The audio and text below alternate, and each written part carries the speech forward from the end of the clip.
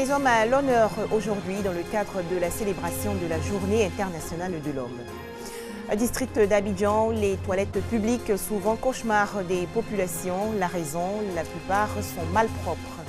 Enfin, à Bissa 2016, le peuple Onzina Kotoko de Grand Bassam met en évidence l'importance politique de la femme. Bonsoir à tous et merci d'être là ce soir sur RTI 2. C'est donc aujourd'hui la Journée internationale de l'homme, à noter homme avec un petit H. C'est une occasion pour la gente masculine de mettre en évidence notamment la discrimination à leur encontre.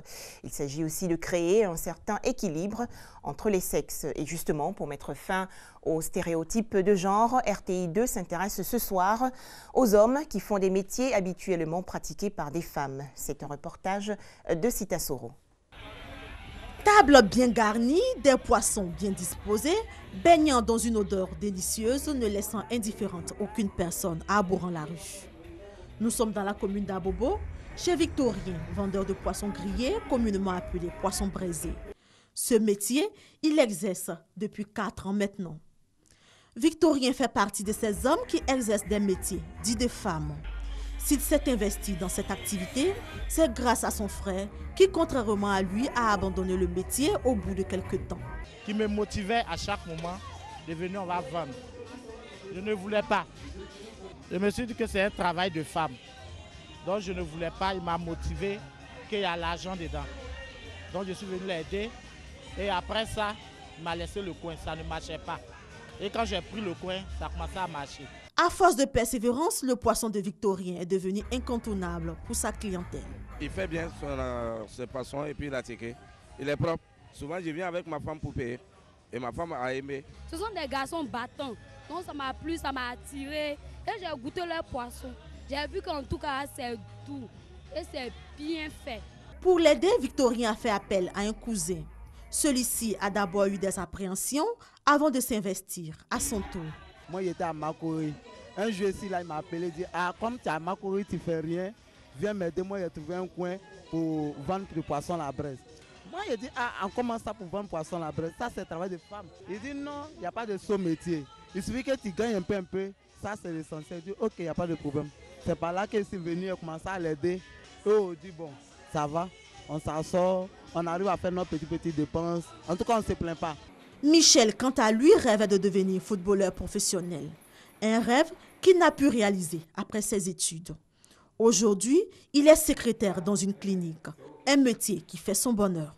Il n'y a pas de honte dans ça pour dire qu'on est secrétaire médical, assistant. Non, il n'y a pas de honte dans ça.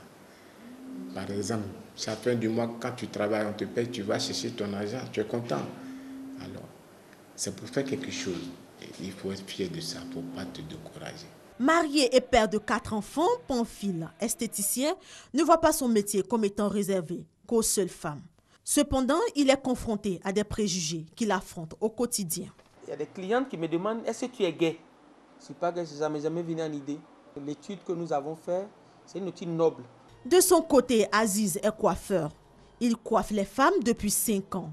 La beauté féminine n'a plus de secret pour lui. On fait toutes sortes de coiffures, tresses, pédicures, manucures. Concernant les druides aussi, puisque il y a certaines dames qui aiment les druides naturels aussi. Vous faites les chillons? Oui, on fait tout, les chillons. Un travail qu'il exerce mieux que les femmes qui sont dans le domaine, selon une cliente totalement conquise. Des fois que je vais chez les dames, ce qu'il lui fait, les femmes ne font pas. Donc je préfère venir m'exercer chez lui qu'aller chez les dames. Homme qui coiffe des femmes, secrétaire, vendeur de poissons braisés, esthéticien et même maïeuticien. Autant de métiers il y a quelques années que l'on ne pouvait attribuer aux hommes. Aujourd'hui, Journée internationale de l'homme, une journée pour briser tous les stéréotypes. Les professions sont devenues mixtes aujourd'hui. Il n'existe plus des métiers réservés aux hommes ou aux femmes. Les barrières sont donc tombées. On poursuit avec cet autre sujet, les toilettes publiques. On en rencontre beaucoup dans le district d'Abidjan, par exemple dans les hôpitaux ou à proximité des marchés. Et ces sanitaires publics constituent un commerce assez rentable. Malheureusement, la plupart sont insalubres. C'est la porte ouverte aux maladies, n'est-ce pas, Astou Touré ? Les toilettes publiques à Abidjan, on en trouve partout, dans tous les coins de rue. Elles sont dans les écoles, les centres hospitaliers, mosquées et dans les marchés. Si par le passé les WC publics se faisaient rares, aujourd'hui la tendance s'est inversée. Ça nous rend service, ouais, souvent pour les prières, aussi bon, pour les petits besoins. On ne peut pas aller toujours à la maison revenir, donc on est obligé de s'en servir. Bien qu'accessible à tous, l'hygiène dans les toilettes publiques laisse fortement à désirer. Des bouilloires ça et là et des bols plastiques à l'entrée servant à se nettoyer ou à rendre propre selon eux l'espace en y versant le maximum d'eau après plusieurs passages. Dans les écoles, le constat est le même sinon pire. Les plus grandes victimes sont les écoliers. Certains, de peur de tomber sur des asticots, des cafards ou d'autres bestioles, préfèrent se soulager dans la nature ou encore résister jusqu'à la maison. Les toilettes sont sales. Quand nous, on a besoin de faire quelque chose dans les toilettes, nous sentons. Souvent, d'autres font au bord de la route. Souvent, d'autres sont derrière l'école pour aller faire. Souvent, d'autres même, quand chez eux ne sont pas loin, ils s'en vont à la maison, d'autres dans les WC publics. Tout le monde reste impuissant devant la situation. Les toilettes, nous avons seulement 8 trous pour l'école 1.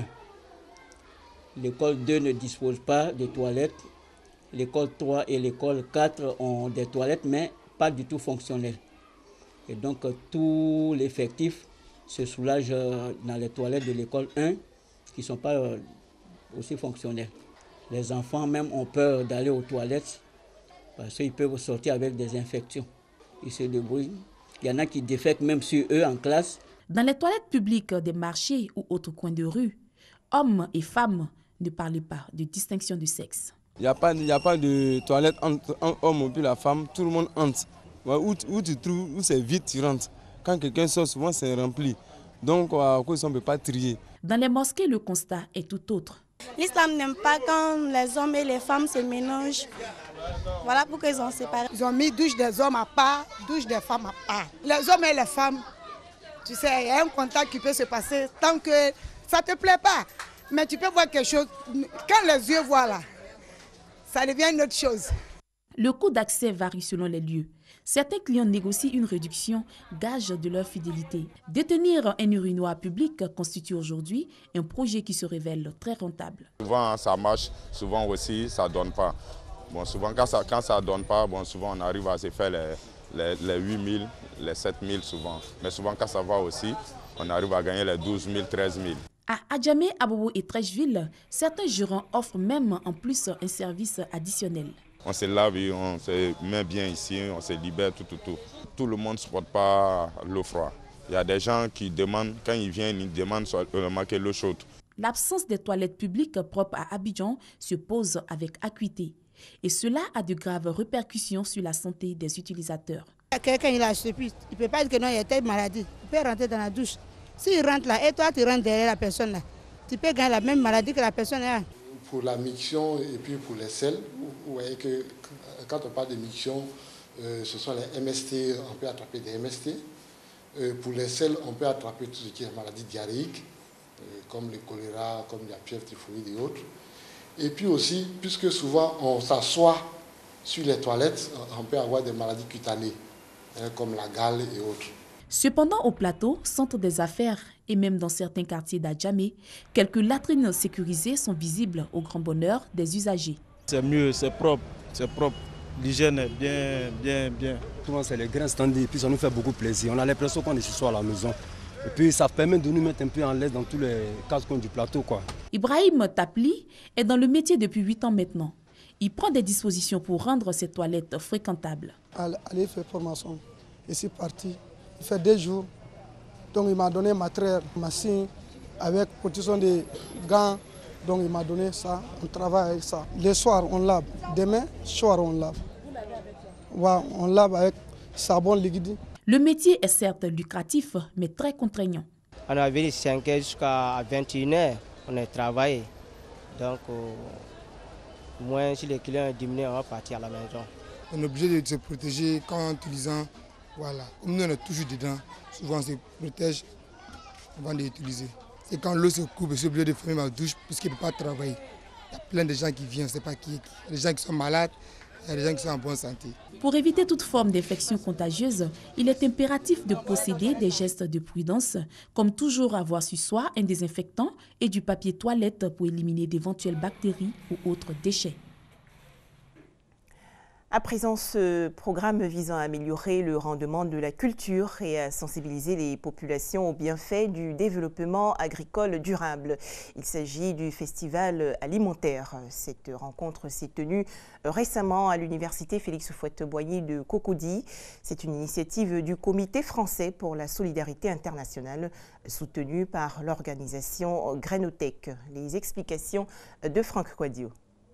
En 2015, 800 millions de personnes, selon les Nations Unies, souffraient encore de la faim dans le monde. L'objectif du Comité français pour la solidarité internationale depuis 7 ans est de mobiliser contre les facteurs liés à la mauvaise alimentation sur le globe. En Côte d'Ivoire, l'initiative est portée par une jeune start-up Grainotech qui initie un festival de films documentaires liés à l'agriculture et l'alimentation, le festival alimentaire. Il s'agit des conseils que nous donnons sur la sécurité alimentaire. Ces conseils concernent vraiment l'utilisation des produits, des semences naturelles qui sont vraiment hybrides, qui ne contiennent pas de produits chimiques. Sensibiliser contre les mauvaises pratiques agricoles, donc pour réduire l'insécurité alimentaire, le ministère de l'Environnement soutient l'action. Pour réussir le pari, il faut alors impliquer la jeunesse, ce qui motive le choix de l'université Félix Houphouët-Boigny de Cocody pour cette première séance de projection.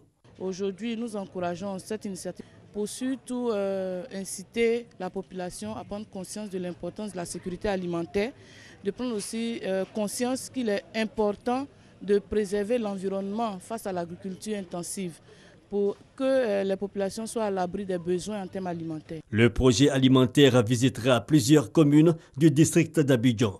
Le festival prend fin le 30 novembre prochain. Direction à présent Grand Bassam dans le sud de Comoé. La Bissa 2016 va prendre fin demain, dimanche 20 novembre. Mais pour l'heure, le peuple Nzime Kotoko célèbre la femme, car selon la tradition, elle est le témoin de la révélation de la Bissa. Les explications de Victorien Angwa. La femme témoin de la révélation de la Bissa est actrice de la conjuration des calamités. Elle était à l'honneur le mercredi. À cette occasion, une rencontre a eu lieu entre les femmes et la reine-mère au palais royal. À noter la participation de l'épouse du Premier ministre Daniel Kablan-Duncan. Une fois sur la place de la Bissa, c'est la ronde autour de l'estrade des instruments de musique, la danse face aux tribunes, des spectateurs et des autorités. Ce mercredi est consacré à la femme et c'est elle qui a découvert la Bissa pendant sa célébration par les génies. Une histoire campée par les enfants qu'on y allait maintenant. Donc c'est la danse de la révélation de la Bissa que nous vous présentons actuellement.